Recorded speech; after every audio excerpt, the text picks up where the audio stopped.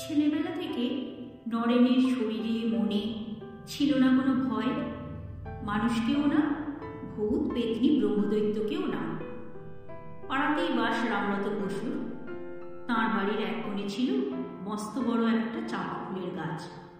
তার গোড়ার দিকে ছিল বেশ বড় দু একটা ডাল। পাড়ার ছেলেদের একটা আড্ডার জায়গা হয়ে উঠল এই চাঁপাতলা। এখানেও গেছো সর্দার নরেন।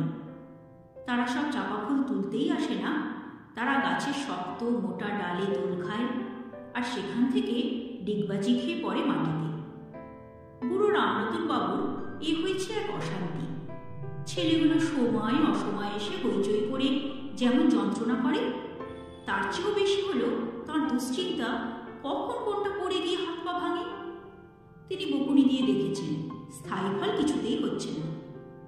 একদিন রামরতন বাবুর মাথায় এক বুদ্ধি এলো। শান্তভাবে ছেলেদের কাছে গিয়ে বললেন, তোরা গল্প শুনবি? গল্প আবার কোন ছেলে শুনতে ভালো না বাসে? সবাই বলল, শুনবো শুনবো।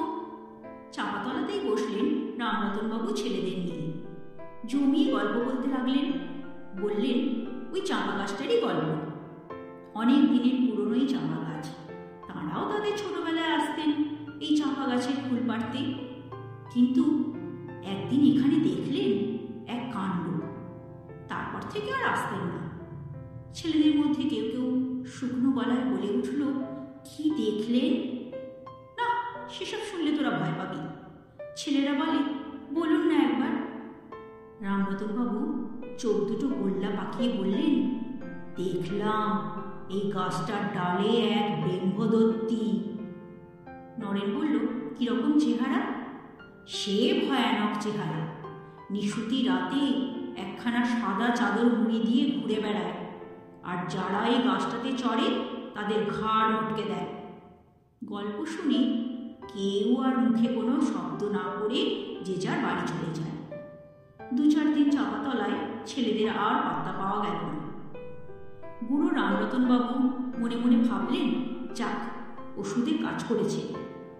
একদিন বিকেলবেলায় পাড়ার ছেলেরা নরেনকে খুঁজে পাচ্ছে না।